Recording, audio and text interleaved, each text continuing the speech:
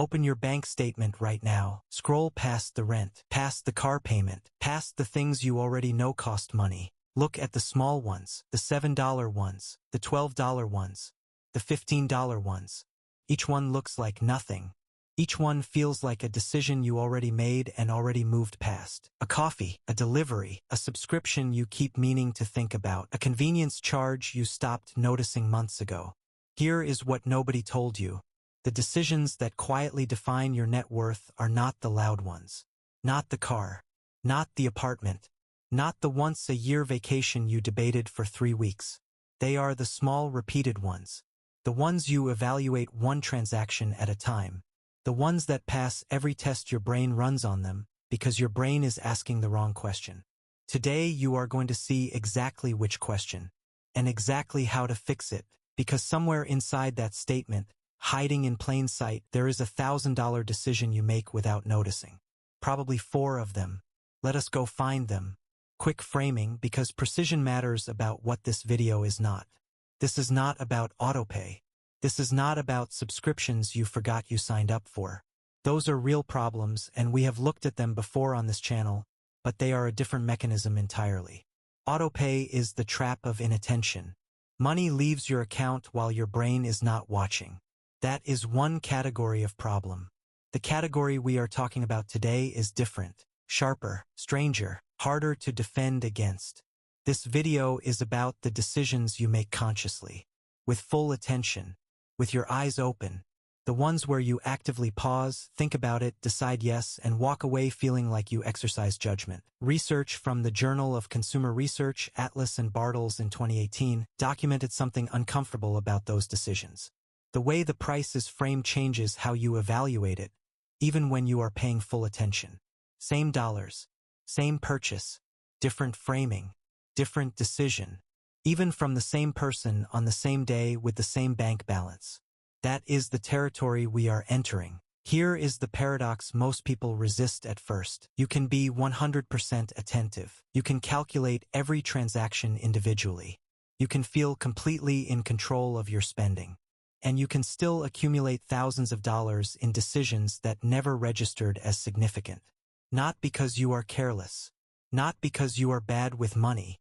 Because the mathematical structure of repeated decisions is hostile to the way human brains evaluate cost. A 2021 study in the Journal of Consumer Psychology by Basu and Ng asked a question that on paper looks identical. $100 a month or $1,200 a year. Same product, same total, same person evaluating it. The two framings produced systematically different decisions. People said yes to the monthly version far more often than they said yes to the annual version. Same money, different answer, from the same brain. This is not a study about being tricked. The participants were not deceived. They were not rushed. They were not given misleading information. The number was right there, fully visible, fully calculable. And they still treated the two versions differently. Which means the problem is not the information. The problem is the question your brain answers when you are asked to evaluate a recurring cost. Your brain isn't broken. It's just answering a different question than the one you think you asked. And the question it answers is always smaller, always shorter, always more comfortable than the question you actually needed to ask. For mechanisms create this gap between the question you think you are asking and the question your brain answers underneath. They stack on top of each other, each one reinforcing the next. Once you see them, you cannot unsee them. And once you see them, you can audit them. So let us go through them one at a time. Mechanism 1. The repetition multiplier. The thing your brain almost never does correctly. When you evaluate a purchase, your brain naturally evaluates one instance. The coffee in your hand. The delivery you are about to order. The streaming service you are about to renew. One transaction. One number. One decision. But the real financial reality of that decision is not the one instance. It is the instance times the frequency. And that multiplication, that simple piece of arithmetic any phone can do in 2 seconds, almost never happens inside your head at the moment of decision. Let us walk through what this looks like in actual numbers. Because this is the kind of thing that lands harder when you see it instead of just hearing about it. $7 coffee. You buy it on your way to work. Feels fine. Feels like a small reward. Feels like something a person who makes adult money can absolutely afford to do. 5 working days a week. So that is $35 a week. Still feels fine. Most people stop the math here if they do any math at all. $35 a week is a number that fits inside the mental category called small. 50 working weeks in a year, accounting for vacation. 5 days a week, $7. The number is $1,750 per year for coffee. Now hold that number in your head for a second. $1,750. That is the number that never appeared at the counter. That is the number that never appeared on the receipt. That is the decision you actually made, even though the decision your brain processed was 7. $1,750 is more than a round-trip flight to most of Europe. More than 3 years of a standard gym membership. More than the emergency fund that a lot of Americans never quite get around to building. And here is the part that should bother you because it bothers anyone who runs the numbers honestly. The coffee may genuinely be worth it. That is not the point. The point is that you never compared the coffee against the flight. You never compared it against the gym. You never compared it against the emergency fund. Because the comparison your brain ran was $7 against the change in your pocket. Not $1,700 against the things $1,700 could actually buy. Your brain saw a fair trade. $7 for a coffee. Reasonable. Done. Account closed. What your brain did not see, and what no normal brain sees automatically, is that this exact same scale would replay 250 times during the year. Each one balanced, each one reasonable, each one closed. And at the end of the year, somewhere in your statement, $1,700 would have quietly left your life. Through a series of trades that each individually passed your judgment test. This is exactly what Atlas and Bartels documented in 2018. When the same total cost is broken into periodic units, people accept it more often. They value it more positively and integrate it less carefully into their broader financial picture. The frequency itself does the damage, not the size. The frequency. Let that sit for a moment. You are not deciding $7. You are deciding $1,750.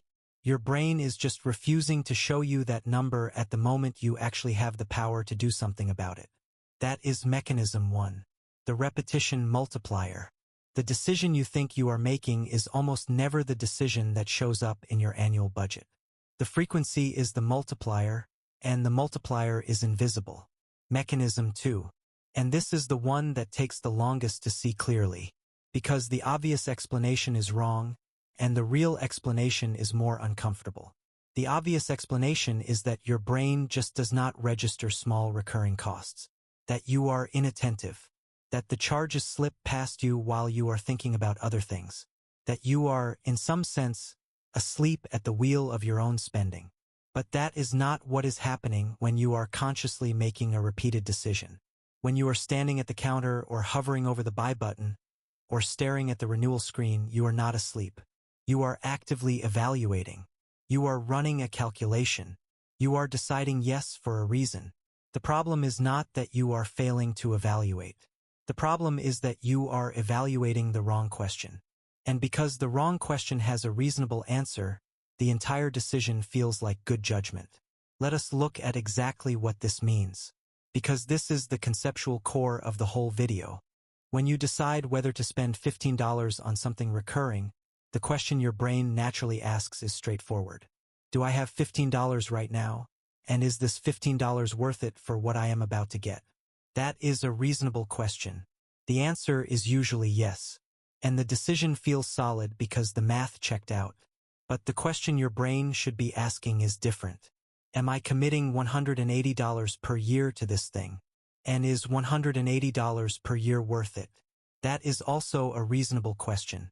The answer might still be yes, but it might also be no. And you would never know because that question never appeared. This is where Heath and Saul's 1996 research in the Journal of Consumer Research becomes essential. They mapped how the human brain processes spending decisions. 2 operations. Booking the expense, which means registering that it happened. And posting the expense, which means filing it into a mental category like entertainment or food or convenience. Once an expense is posted, your brain evaluates it against the current bracket, the current week, the current pay period, the current month at the very longest. The evaluation is real and active and ongoing, but it is permanently constrained to the temporal window of the current bracket. It never expands to the annual bracket. The annual bracket is not part of how the system was designed to operate. Every time you evaluate that $15 recurring charge, you are evaluating it against the current week's available money. And every week it passes, and it passes again, and it passes again. The running total of those passes 12 months later is $180. That you formally approved 12 times without ever once being asked whether you approved 180. Your brain is incredibly thorough about the wrong thing. Richard Thaler called this transactional closure. Every decision opens a small mental ledger. The transaction completes. The ledger closes. The brain moves on. Nothing accumulates. There is no running tally between transactions. Because the entire architecture is designed to handle one transaction at a time and then file it away. The annual ledger never opens. Not because you are negligent. Because the system that handles your spending was not built to open it. You have to open it manually on purpose against your own default cognitive habits. And this is what makes this different from the subscription trap covered before on this channel. That trap was about autopay.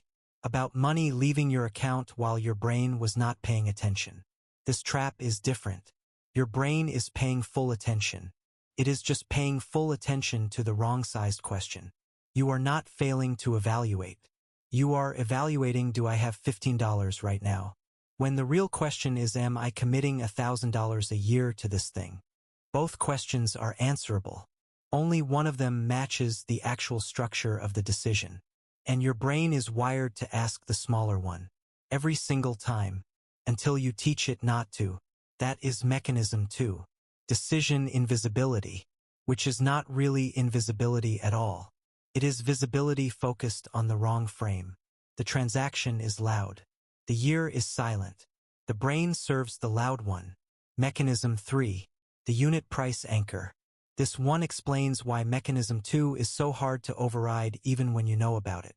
When you see a number, your brain treats that number as a reference point for everything that comes next.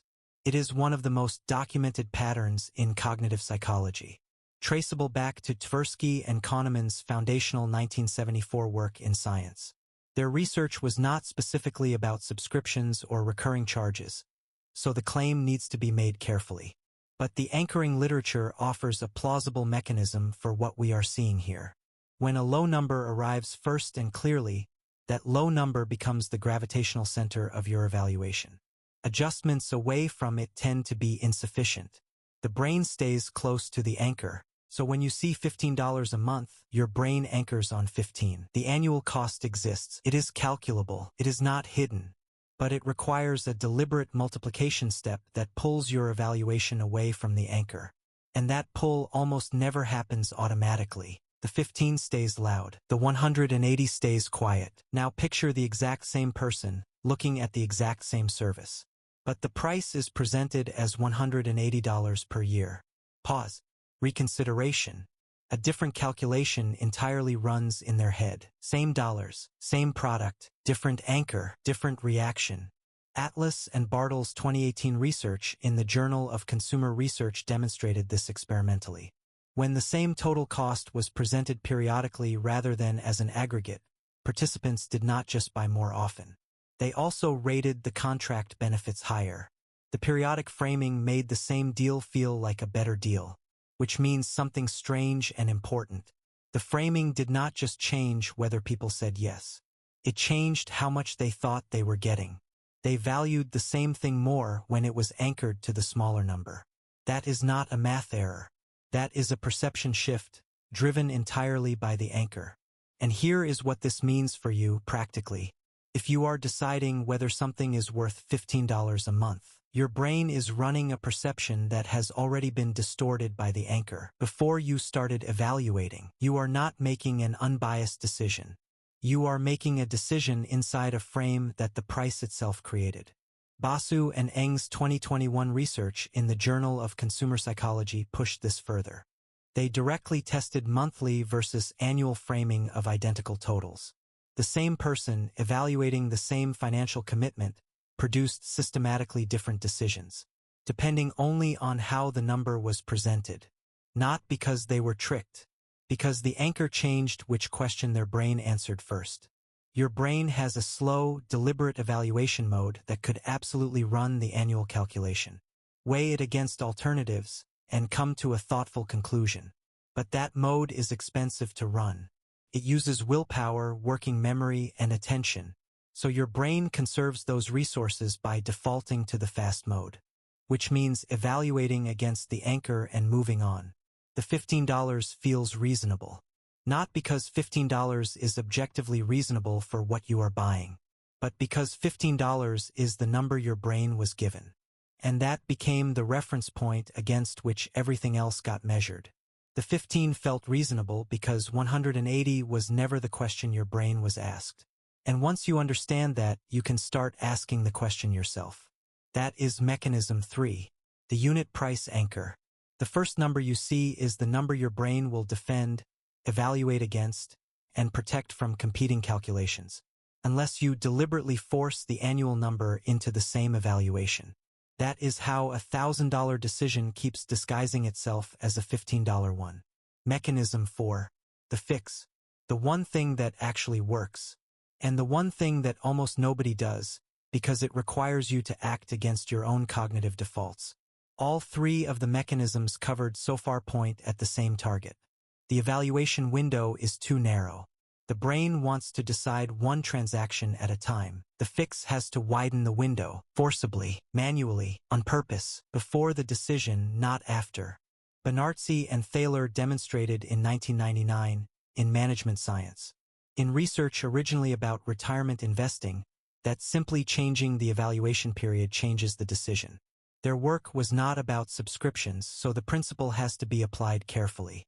But the principle itself is robust. Broader brackets produce different choices than narrower brackets, even when the underlying math is identical. Basu and Eng's 2021 work, again, gives us the most direct evidence.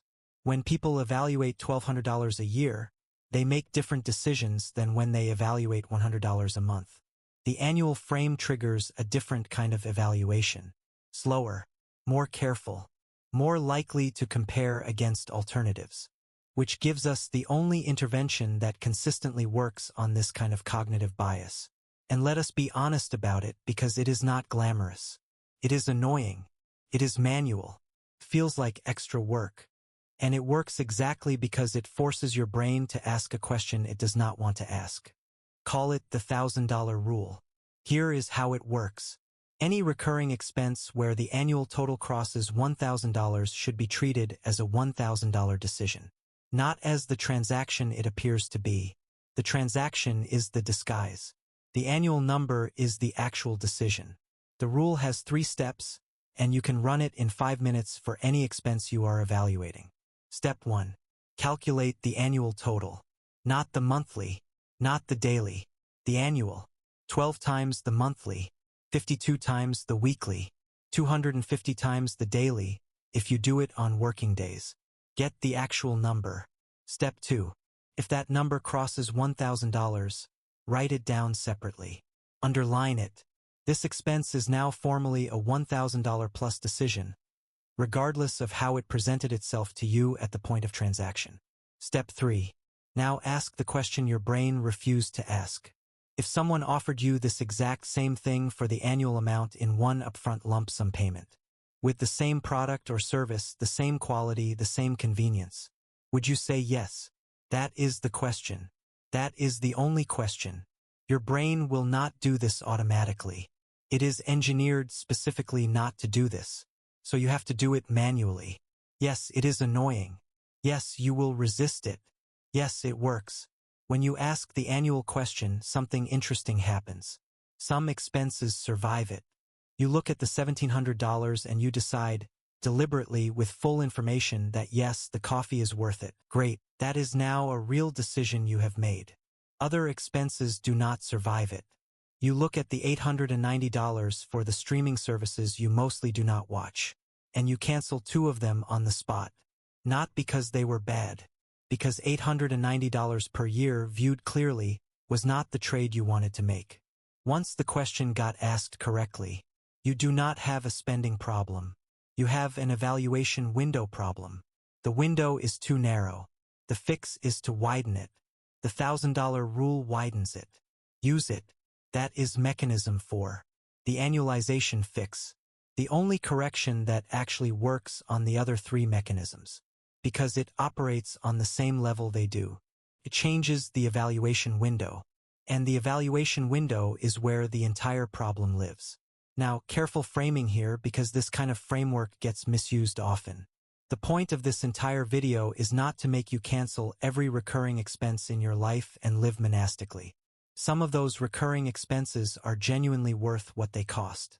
A streaming service that you actually watch 4 times a week, that delivers real entertainment value, that you would willingly pay $120 a year for in one upfront payment, keep it. A coffee that genuinely makes your morning better, that you have looked at honestly and decided is worth $1,700 a year of your earned income, keep it. The point is not to eliminate the expense. The point is to actually make the decision, the real decision, the annual decision, not the false one your brain ran when you were standing at the counter, comparing $7 against the change in your pocket. The $1,000 rule does not tell you what to spend on. It tells you to actually decide what to spend on at the resolution that matches the financial reality. Some of your recurring expenses will pass that test with flying colors. Some will not. Both outcomes are fine. The point is that you, not your default cognitive habits, made the call. A subscription that costs you $1,200 a year might be the best $1,200 you spend. The point is that you formally compared it against the other things $1,200 could buy. And you chose this. That choice is yours. The unaudited version of that choice is not. So let us make this concrete. Here is the 5-minute version of the audit. You can do it tonight with a pen and the Notes app on your phone. Step 1. Pull up your last 3 months of bank or card statements. Identify your 5 biggest recurring expenses that are not your rent, your car, or your fundamental utilities. The kind covered in this video. Subscriptions, deliveries, convenience charges, daily small purchases, repeated habit spending. Step 2. For each one, calculate the actual annual total. Be honest about frequency. If it is daily on weekdays, multiply by 250. If it is weekly, multiply by 52. If it is monthly, multiply by 12. Write the annual number down next to the expense in big legible numbers. Step 3. Circle every annual total that crosses $1,000. Those are now formally $1,000 plus decisions. They are no longer little expenses. They have been promoted to the category of decisions that deserve real consideration. Step 4. For each circled expense, write out 1 sentence answering this question. If someone offered me 1 year of this exact thing at the same quality, the same convenience, the same everything, for this annual amount paid up front in one lump sum today, would I say yes? Some yes, some no's. Some maybes that mean you need to think about this more carefully. Whatever the answers are, those answers are now real decisions. Real decisions in your own handwriting, at the resolution that matches your actual financial life. That is the entire exercise. If you want to go deeper on the cognitive architecture behind all of this, a book worth reading on the subject is Nudge, by Richard Thaler and Cass Sunstein. It covers mental accounting, choice bracketing, and the design of decisions in a way that translates well beyond just finance. Link in the description, and yes, that is an affiliate link, full disclosure. Go back to that bank statement. The one from the beginning of the video. The small lines. The $7 ones. The $12 ones. The $15 ones. They have not changed. Same charges. Same amounts. Same dates. But the way you are reading them is now different. Because the question you are asking when you look at them is different. The decisions that move your net worth are not the loud ones. Not the once-a-year car decision. Not the apartment hunt every 2 years. Not the vacation you debated for 3 weeks. They are the small, repeated ones. The ones that never feel important enough to formally audit. The ones that pass every test your brain runs on them because your brain is running the wrong test. For mechanisms, the repetition multiplier, the wrong question, the unit price anchor, and the one correction that actually works, the annualization fix, the $1,000 rule, the willingness to ask manually the question your brain refuses to ask automatically. The decisions that build your wealth are not the loud ones. They are the small ones, repeated, never audited at the right window. Until now, find the $1,000 decisions hiding in your statement this week. Audit them. Keep what survives the audit. Cut what does not. That is the entire game. See you in the next one.